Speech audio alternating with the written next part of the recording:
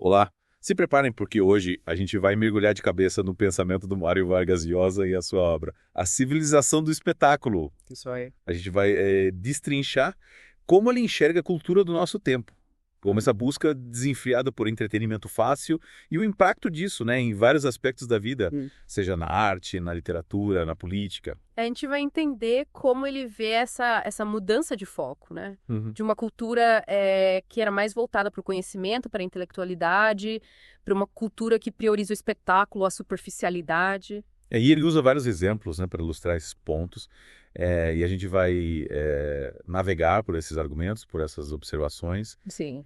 e trazer também, né, alguns insights para a gente refletir sobre como tudo isso impacta a nossa vida. Como a gente se coloca, né, no meio disso tudo. É Exato. importante a gente se questionar. E Diossá não está falando só de filmes e séries, né? Ele vai muito além disso. Ele explora como essa mudança afeta tudo, né? Como você falou, da arte à política, da religião, a nossa própria maneira de pensar. É como se a gente estivesse trocando a profundidade pela superficialidade, né? Yeah. Buscando prazeres instantâneos em vez de conhecimento e crescimento. Uhum. É como se você estivesse abrindo mão de um banquete para comer fast food. É uma boa analogia. Né? E o problema é que essa dieta cultural empobrecida tem consequências sérias, né? Sim, sim. E aí, quais seriam essas consequências? Olha, ele observa que a crítica especializada, por exemplo, fica cada vez mais restrita aos círculos acadêmicos, enquanto a publicidade dita o que é ou não relevante na arte e na cultura. Ou seja... O poder de influenciar o gosto do público está na mão de quem quer vender e não de quem entende de arte. É como se a gente estivesse terceirizando o nosso senso crítico. Exato. Deixando que outros decidam o que a gente deve consumir. É isso, a gente perde a capacidade de questionar, de formar nossa própria opinião. E ele usa o exemplo do artista Damien Hirst, né? Que vendeu um tubarão e formou por milhões de dólares. É como se a arte tivesse se tornado um grande show de bizarrices, né? Onde que vale é o choque, a polêmica e não a beleza ou a técnica.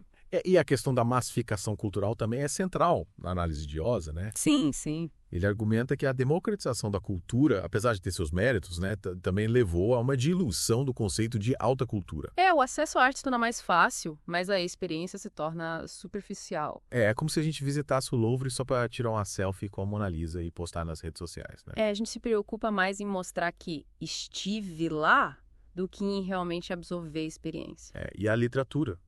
Como a literatura se insere nesse contexto da civilização do espetáculo. Ele fala da ascensão da literatura light, né? Que prioriza o entretenimento fácil em vez da complexidade do desafio intelectual. É como se a gente estivesse perdendo a capacidade de concentração, né? De realmente mergulhar em uma obra e refletir sobre ela. E ele critica essa tendência. E o que ele propõe para combater essa tendência? Ele defende a importância da elite intelectual não no sentido de uma classe privilegiada, tá?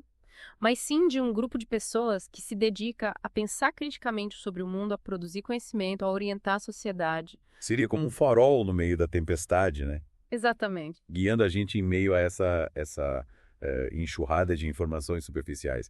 E ele acredita que essa elite intelectual tem o papel de defender valores como a liberdade, a justiça e a busca pela verdade. Valores que muitas vezes são esquecidos em meio à superficialidade da cultura do espetáculo, né? Sim, exatamente. Ele vê essa elite intelectual se formando hoje. Ele é bastante crítico em relação ao papel dos intelectuais contemporâneos, na verdade. Ah. Ele argumenta que muitos se perderam em um discurso acadêmico obscuro, inacessível ao público em geral, se distanciando do seu papel de guias e orientadores da sociedade. É como se eles tivessem se fechado em suas torres de marfim, né? Falando apenas entre si, sem conseguir se conectar com o público. Exatamente. E ele critica essa desconexão. Ele defende que o intelectual precisa se engajar com as questões do seu tempo, se comunicar de forma clara e acessível, buscando influenciar o debate público e contribuir para a construção de uma sociedade mais justa e mais crítica. Então, para Llosa, o intelectual precisa ser um agente de transformação social. É isso? Sim, ele acredita que o intelectual tem a responsabilidade de usar seu conhecimento e sua capacidade crítica para combater as mazelas do mundo, defender a democracia, a liberdade de expressão, os valores humanistas. E a literatura. Ele enxerga a literatura como uma ferramenta importante nessa luta. Com certeza. Ele defende que a literatura deve se engajar com as questões do seu tempo, provocar reflexões e, quem sabe, até inspirar mudanças. Mas como a literatura pode competir com a força avassaladora da cultura do espetáculo? Ele acredita que a literatura, por mais que pareça silenciosa em meio ao barulho do espetáculo, ainda tem um poder único.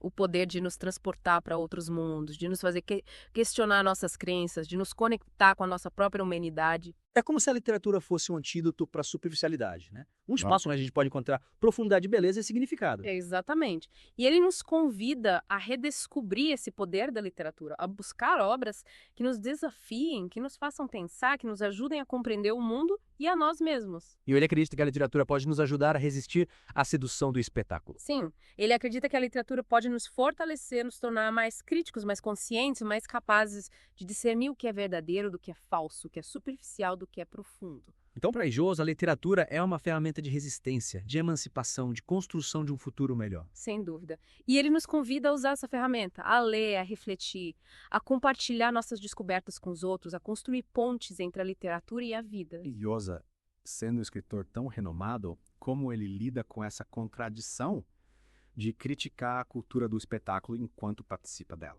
Ele reconhece essa contradição e a explora em sua obra. Ele argumenta que o intelectual, para ser ouvido em um mundo dominado pelo espetáculo, precisa se utilizar das ferramentas que esse mundo oferece, mas sem perder de vista seus princípios e seus valores. É como se estivesse jogando o jogo, mas com as suas próprias regras. Exatamente. Ele acredita que o intelectual precisa se engajar, participar do debate público e usar a sua voz para defender os valores em que acredita, mesmo que isso signifique se expor à lógica do espetáculo. Mas e o risco de ser cooptado por essa lógica? Ele acredita que o intelectual precisa ter consciência desse risco e se proteger dele. Ele defende a importância da crítica, da autocrítica e da coerência entre o discurso e a prática. Ou seja, não basta criticar o espetáculo, é preciso viver de acordo com os valores que se defende, né? Exatamente. Ele acredita que a credibilidade do intelectual está na coerência entre suas palavras e suas ações. Ilhosa também explora como essa cultura do espetáculo impacta a política, né?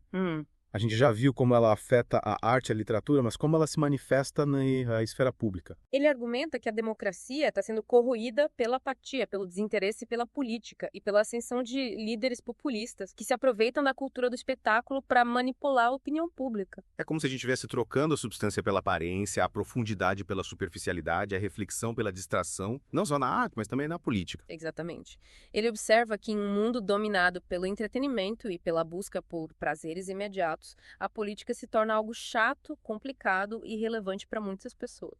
E essa desilusão com a política tradicional abre espaço para a ascensão de líderes carismáticos que prometem soluções fáceis para problemas complexos, mas que, na verdade, se utilizam da mídia e das redes sociais para construir uma imagem sedutora, mas vazia de conteúdo. É isso aí. E o que ele propõe para combater esse tipo de populismo? Olha, ele defende a importância da educação, da crítica e da participação cidadã. Ele acredita que a gente precisa formar cidadãos críticos, capazes de discernir o que é verdadeiro do que é falso, o que é superficial do que é profundo, o que é manipulação do que é informação. Seria como uma vacina contra o vírus do populismo. Exatamente. Ele acredita que a educação pode nos imunizar contra a demagogia e a manipulação, nos tornando mais conscientes do nosso papel na sociedade e mais capazes de defender a democracia. Ele também acredita que a crítica tem um papel fundamental nesse processo, né? Com certeza. Ele defende uma crítica rigorosa que não se deixa seduzir pela superficialidade e que busca a verdade por trás das aparências. Ele nos convida a questionar tudo, a não aceitar nada como dado,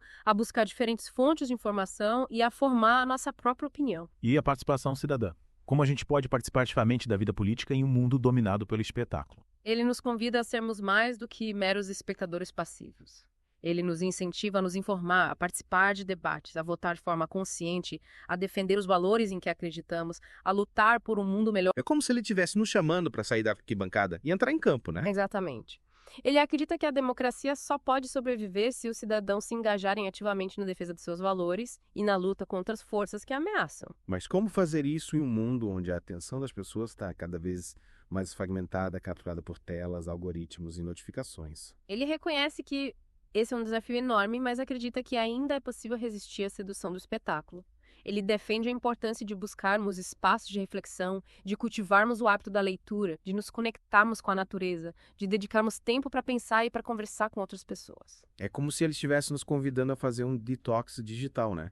A nos desconectarmos da superficialidade do mundo virtual para nos reconectarmos com o que realmente importa. Exatamente. Ele acredita que precisamos resgatar a nossa capacidade de concentração, de contemplação, de conexão humana genuína. Valores que estão sendo corroídos pela cultura do espetáculo. Mas como fazer isso na prática? como resistir à força avassaladora do espetáculo? Ele nos convida a sermos mais conscientes do nosso consumo de informação e entretenimento. Ele nos incentiva a buscar fontes confiáveis, a questionar as informações que recebemos, a desligar as telas de vez em quando e a dedicar tempo para atividades que nos nutram intelectualmente e espiritualmente. Então, para Iosa, a resistência se dá através da busca por uma cultura mais profunda, mais crítica, mais engajada com os problemas do mundo. Exatamente. Ele nos convida a sermos mais do que meros consumidores passivos da cultura do espetáculo. Ele nos incentiva a sermos protagonistas, a questionarmos, a buscarmos alternativas, a construirmos uma cultura mais humana e mais justa. E que tal se a gente fizesse uma pausa para respirar um pouco e, na volta, aprofundasse a análise de Iosa explorando as suas reflexões sobre a religião na civilização do espetáculo? Parece uma ótima ideia. Afinal, a religião é um tema que permeia toda a obra de Iosa e que nos ajuda a compreender as suas preocupações com o futuro da cultura e da civilização.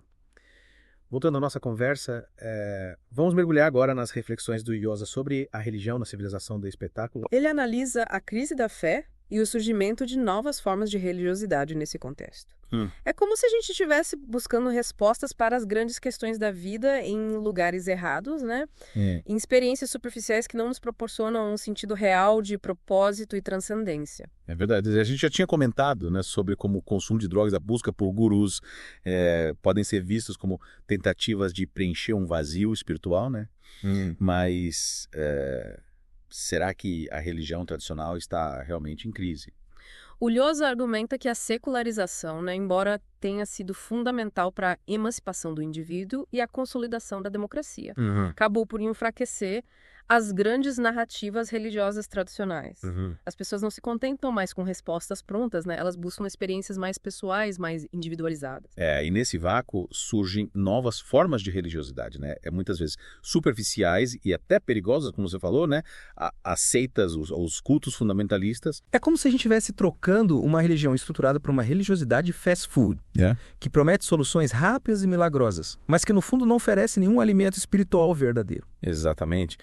E o Iosa explora esse fenômeno com bastante cuidado, né? Sem cair em generalizações. Ele reconhece que a religião pode ter um papel positivo na vida das pessoas, né?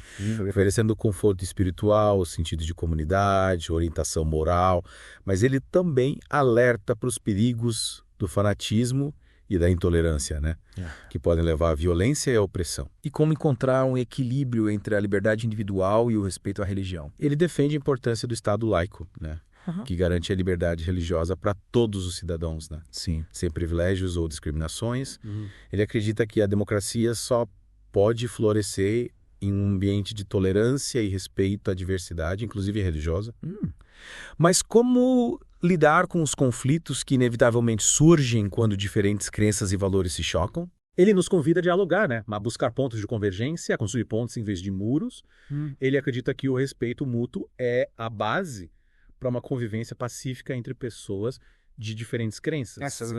Será que é possível dialogar com quem se fecha em seus dogmas e se recusa a ouvir o outro? Ele reconhece que essa é uma tarefa difícil, né? Mas não impossível.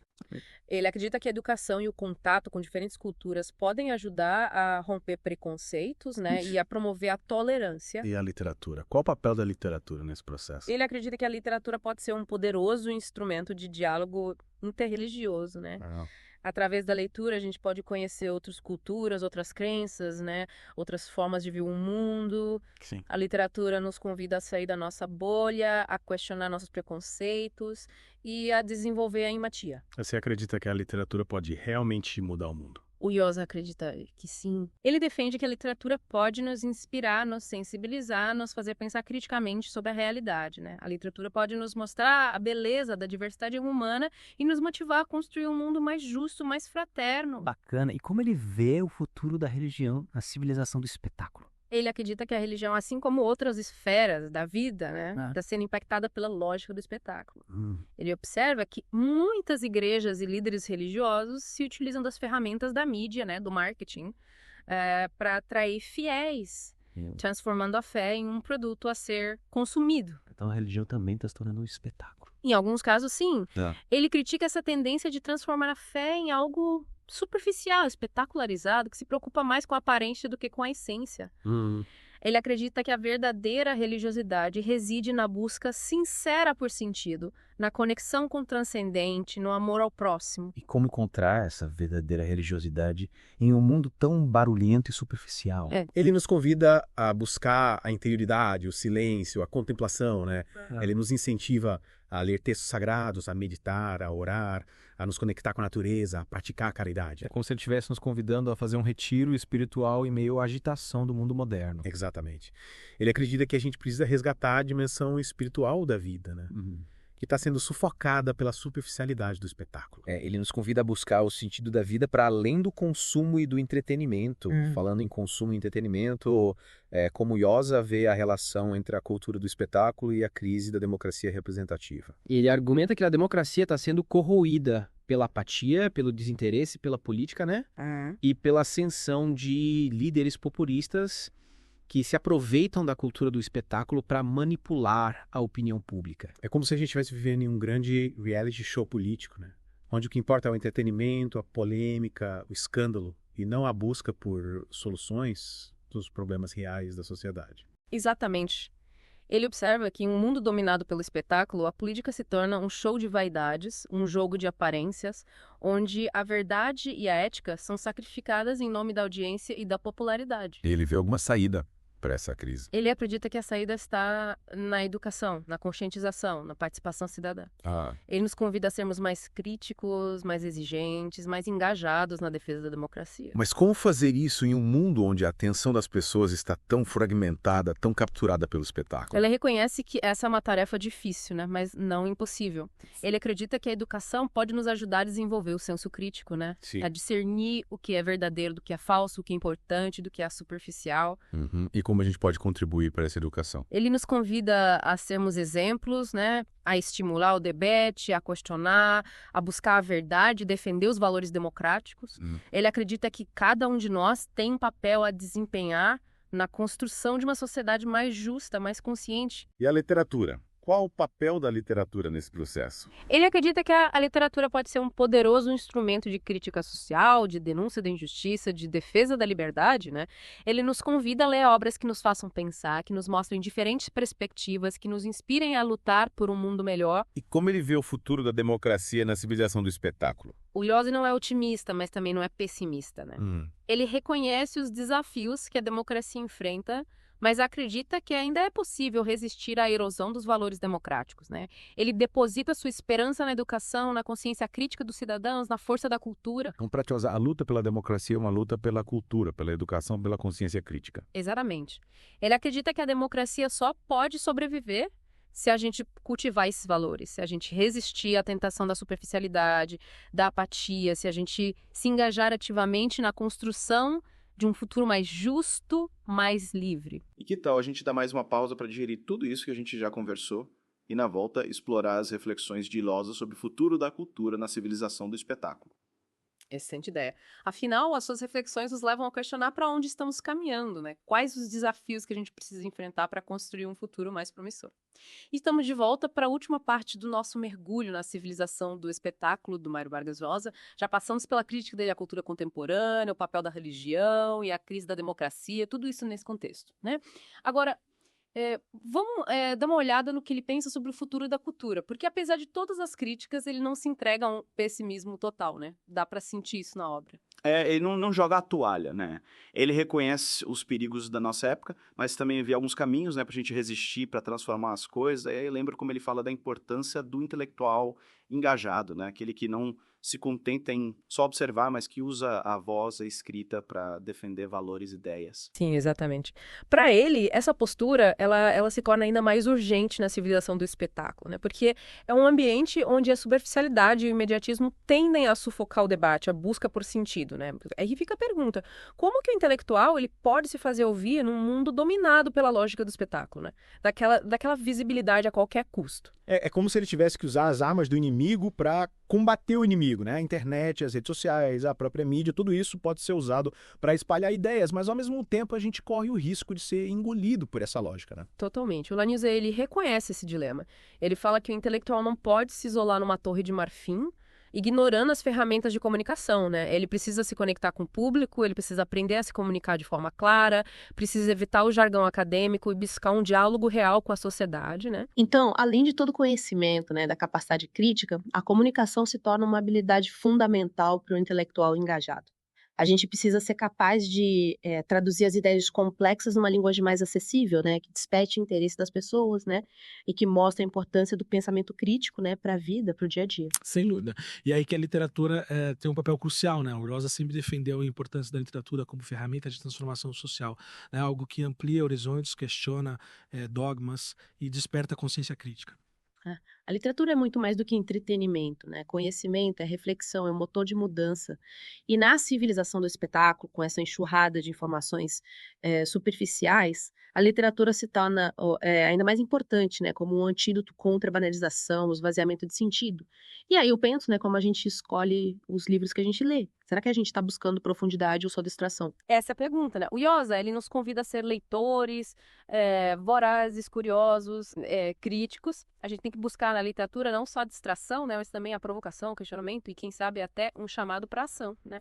E além da importância do intelectual e da literatura, o Iosa também fala muito da educação, né? Ele defende um tipo de educação mais humanista, que valoriza o conhecimento, mas também a ética, a sensibilidade, a solidariedade. É fundamental, né? Para ele, a educação é a base de uma sociedade livre e democrática. É através da educação que formamos cidadãos, né? Capazes de pensar por si, de questionar, de participar da vida pública, né? Uma educação que prepare as pessoas para os desafios de um mundo, né, tão complexo que muda o tempo todo. E que desafios são esses, né? O que mais preocupa o Iosa quando ele pensa no futuro da cultura? Ele se preocupa com a crescente fragmentação do conhecimento, né? Com o domínio da lógica de mercado sobre a produção cultural, com a perda de referências éticas, o enfraquecimento da democracia. Ele tem medo que a gente se perca num mar de informações superficiais, né? Sem saber o que é relevante, o que é banal, o que é verdadeiro, o que é falso. E que no fim a gente acaba se tornando só um consumidor passivo, né? Manipulado por algoritmos, sem senso crítico, incapaz de construir um futuro melhor. É isso, mas o Iosa, ele não se deixa levar pelo pessimismo, né? Ele acredita que ainda dá tempo da gente reagir, de resistir, de construir um futuro diferente. E ele põe fé na força da educação, na capacidade crítica das pessoas e no poder da arte, da literatura, de transformar as coisas, né? Ele nos chama para ser protagonistas da nossa própria história, né? A não se deixar levar pela correnteza da superficialidade, do conformismo. Ele nos convida a pensar, a questionar, a lutar por um mundo mais justo, mais livre, mais humano. Que lição! Ele nos lembra que a cultura não é um luxo, né? É parte da nossa humanidade, é uma ferramenta poderosa para a gente construir um futuro melhor. E você, ouvinte, o que tira de tudo isso? Quais as suas reflexões sobre a civilização do espetáculo? Quais os desafios que ela coloca para a gente? A gente te convida a continuar essa conversa, a questionar, a buscar, a construir seu próprio caminho nesse mundo que é cada vez mais complexo, mais desafiador. E até o próximo mergulho profundo.